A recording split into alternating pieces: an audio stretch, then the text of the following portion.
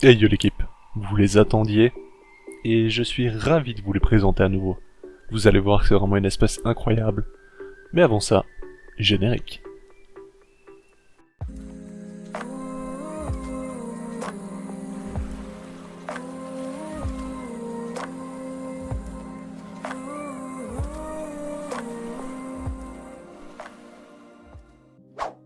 L'équipe, nous approchons des 1000 abonnés et ce week-end je vais vous annoncer justement le concours ainsi que le gain.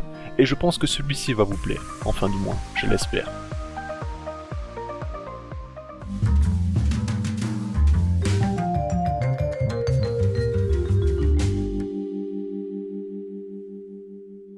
Ah, les Camponotus bellus, quelle magnifique espèce. Actuellement je pense que ce n'est pas encore répandu en élevage, parce que oui c'est encore assez rare. Mais vous savez, l'offre et la demande, ça devrait pas tarder à arriver. Cette espèce en tout cas, elle est vraiment incroyable. Sa coloration notamment, la ponte, qui est complètement dingue, hein. Vous avez vu les œufs en sorte de barre, c'est complètement fou. Mais on n'est pas encore au bout de nos surprises. Forcément, on attend de voir le développement, comment ça se déroule. Actuellement, c'est plutôt pas mal, la ponte a évolué, j'ai maintenant des belles larves qui devraient tisser bientôt. Franchement, c'est incroyable. Je me suis forcément renseigné sur l'espèce, et je vais vous donner 2-3 infos qui pourraient changer justement la façon de voir.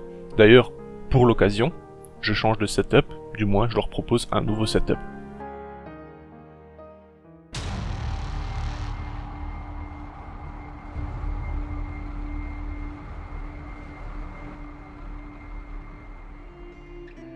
Après discussion avec des personnes donc en Philippines et ce genre de vendeurs justement qui sont présents dans la zone où ils l'ont trouvé on va dire, j'ai appris donc il avait, enfin du moins un des chasseurs d'une des personnes qui peut en obtenir en Philippines justement, avait trouvé dans le nid en fait plus de 20 reines ensemble. Donc déjà ça c'est incroyable. Une Camponotus, on sait que certaines sont polygynes, oligogines, enfin bref elles se tolèrent etc.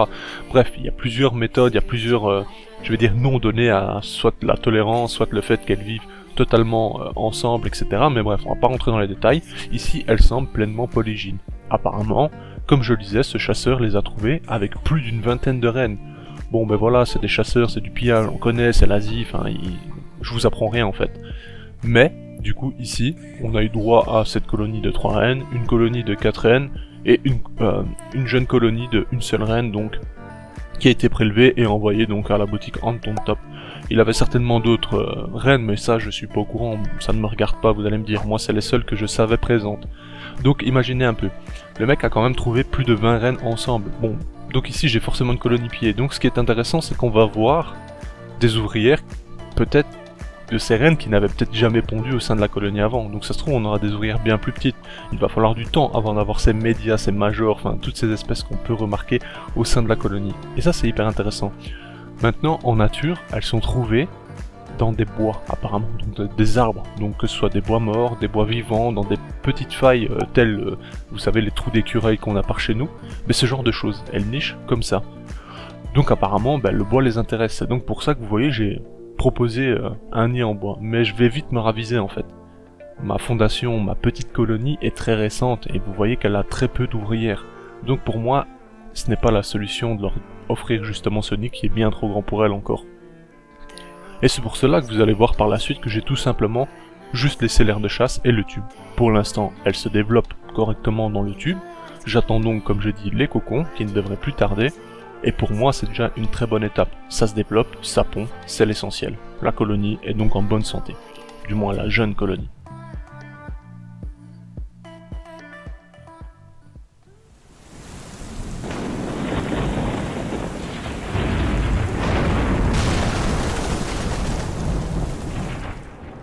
3 jours plus tard, donc mes larves ont toujours progressé, j'ai plus de larves qui arrivent dans les derniers stades. Je n'ai pas de différence au niveau des larves, donc c'est-à-dire je n'ai pas d'énormes larves actuellement, et quand vous voyez ce que je pense être des médias ou des majors, parce que en vue de la taille de la reine, justement des reines, et des individus justement ici où on voit une trophalaxie, ben franchement, ils sont déjà de très bonne taille, donc je pense qu'on est déjà sur des majors, sincèrement. À moins justement qu'on soit euh, sur des médias de grande taille. Je ne saurais vous dire, ne connaissant pas l'espèce, n'ayant pas d'informations, parce que vous savez, échanger avec des personnes en Asie et autres, bah, des fois on a du mal à se comprendre. Bien qu'on communique en anglais, ça reste compliqué parfois.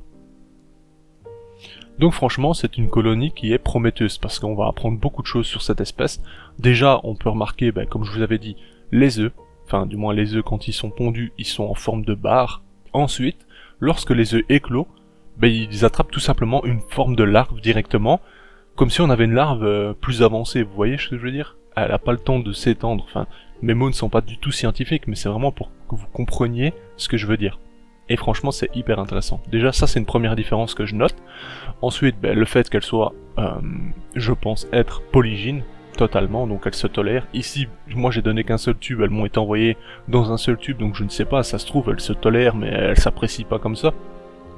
En nature, comme je disais, apparemment, les paroles du gars, du chasseur en question, c'est qu'il les a trouvées vraiment côte à côte à plus de 20 rennes. Donc voilà, apparemment pour moi ce serait totalement polygyne. Et comme je dis maintenant, c'est vraiment entre guillemets, hein, tout ce que je dis, ne prenez pas ça pour acquis, c'est vraiment l'observation de la communication. Moi j'ai pas pu aller voir en nature, personne n'a été le faire, je vais dire, il n'y a pas eu d'entomologue ou quoi que ce soit, enfin elle a déjà été identifiée, hein, donc elle a déjà été observée, etc. Mais qu'est-ce qui en ressort derrière? On n'a pas vraiment de conditions de ci, de là, vous voyez ce que je veux dire? Ou alors j'ai peut-être très mal cherché, mais bref. C'est quand même incroyable comme espèce.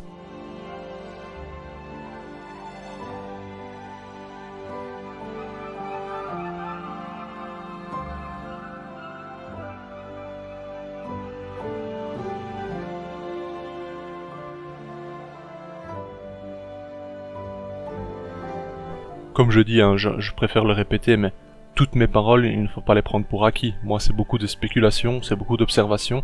C'est pas pour autant que j'ai raison. Enfin, vous voyez. Regardez ici, d'ailleurs, on voit les larves, il y a plusieurs stades, et on voit d'ailleurs un œuf qui vient d'éclore. On voit cette petite partie qui fait qu'il a éclos.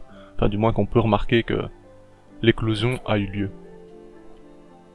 Enfin voilà, mais sinon, c'est génial de pouvoir observer 3 reines. Je pense que comme beaucoup de fondations, enfin de colonies de fonctionnement, il n'y a qu'une reine qui pond, et peut-être qu'elles alternent ou autre, ça je ne sais pas du tout, je n'ai pas pu l'observer et je ne sais pas les différencier, bien que...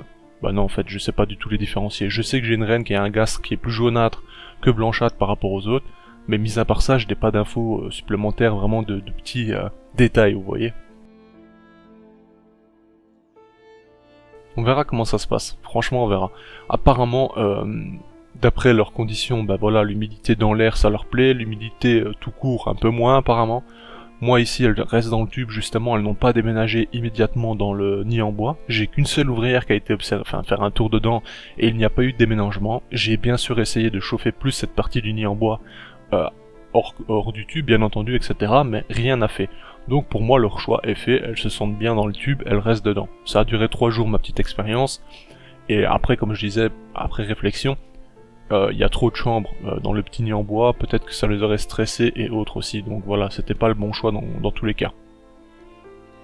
Ce qui est bien aussi chez cette espèce, c'est que toutes les castes, bah, elles sont vraiment stylées en fait. Les reines sont magnifiques, avec leurs petits points noirs, franchement c'est génial, et cette couleur un peu blanc nacré, totalement blanc, ça dépend. Les médias majors, je ne sais pas exactement, c'est pareil, ils sont incroyables, ils ressemblent vraiment aux reines, hein, tout simplement. Et les ouvrières, je les trouve hyper stylées. Ces petites ouvrières comme ça, avec les pattes justement un peu dorées, un peu jaunâtres dorées. À la base des pattes également, vous avez cette partie qui est blanchâtre jaunâtre, vous le voyez d'ailleurs sur la reine à l'instant. Ben, les ouvrières ont également le même. Et j'ai une ouvrière qui, sous le gastre, a un point blanc. Enfin, c'est incroyable. Je trouve qu'elles sont ultra stylées. Au niveau du thorax, on a également une sorte de transparence reflet sur les ouvrières qui est un peu... je sais pas trop dire, c'est rougeâtre, brunâtre. Enfin bref, c'est hyper stylé. Aussi, vous notez que la tête de chaque ouvrière, enfin plus sur les médias majors, etc., et la reine, on remarque que, je sais pas, j'ai l'impression qu'elles sont très courtes. Enfin, vous voyez ce que je veux dire, comparé à d'autres Compsognathus qui peuvent être plus larges, etc. Ici, je sais pas, les mandibules, notamment la partie vraiment de l'avant de la tête, je la trouve particulière pour des campos. Mais bref, ça ce n'est que mon simple avis. Enfin voilà, même regardez par exemple ici, l'ouvrière, on voit que les antennes, pareil, elles sont un peu dorées, nacrées, enfin vous voyez, je sais pas, moi l'espèce je la trouve magnifique quoi. C'est vraiment une espèce incroyable. Enfin voilà, j'arrête de blablater parce que ça fait déjà un moment que je parle, j'espère que ce format un peu vlog, je vous raconte ma vie en même temps que je vous montre l'espèce, vous plaît. et on se dit à bientôt pour de nouvelles vidéos. Bye l'équipe. Hey! Si toi aussi tu as apprécié la vidéo, n'oublie pas de t'abonner, de laisser un like, voire un commentaire, ou même de nous suivre sur les réseaux. Merci et à bientôt l'équipe!